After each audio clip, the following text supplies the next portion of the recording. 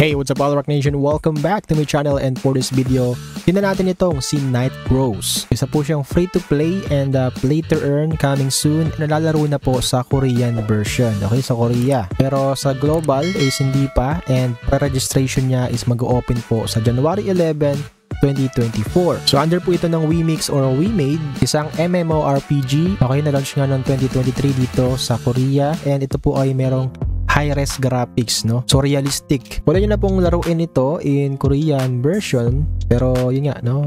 Pag nilaro ko to, hindi ko maintindihan to panigurado. Kahit Korean si Alarak, hindi hindi ko naiintindihan yan. Pero yun nga, balik tayo sa topic natin, no? January 11, 2024, open na ng registration nila, kaya abangan nyo to or aabangan ko to dahil ito yung mga gusto ko, no? MMORPG, open world, no? 50 days na lang, and mapabawasan yan syempre pagka-upload natin, or syempre aabangan natin yun sa January pa. Okay? Matagal-tagal pa, pero i-check nyo to, okay? Yung gameplay niya, yung characters nila. Okay, pwede nyo panoorin yan. Meron tayong mga review sa YouTube. And gaya nga ng sabi ko, ito po ay open world. Okay, under po ng Unreal Engine 5, guys, no? Alam nyo naman pag gumawa ang Unreal Engine ng mga games, solid sa graphics. And ito nga is meron mga story. Makikita man naman dito yung pagka-RPG niya. And also dito, guys, is meron mga pakpak, pwede kang lumipad. Grabe yan. And also meron tayong boss raid. Maganda yan, sama-sama tayo, or kung 'di ba, may guild dito is mas better. Meron ding war, okay, siguro war of guilds to. Grabe yan. So exciting to itong Night Crows. And also meron ding one market dito. Dito yung palitan na exchange, syempre buy and sell. And itong ang game natin is sa version nila ngayon is nasa web 2 sila, and then e-enter nga sila sa web 3 or blockchain economy. Magkakaroon na ng sariling token, no? Currency, guys, cryptocurrency. So parang dito makikita natin is multi-utility token. Ibig sabihin 6 na token, guys, no? Yung circulation ng tokens nila. Alright, multi-utility token. And also dito may NFTs. Okay, so alam niyo naman pag NFT may minting dyan, may marketplace. And siguro mahal to pag binenta, no? Ewan ko tingnan natin sa January or next year, no, 2024. And itong ating game is consist of 6 blockchain connections. Alright?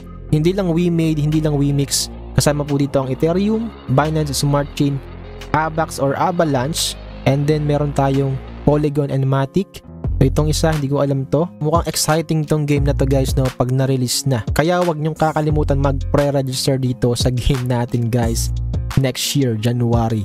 Okay? And for the research na rin, no, ang gaganda ng character nito, no, makikita nyo may mga dual blade, may mga gumagamit ng dual spear dito. Okay? May sniper ata yun kung archer ang gamit mo. Syempre, automatic, meron dyang mage and warrior. Okay? So sa gameplay, check nyo sa YouTube, guys, no, kung paano nilalaro ito.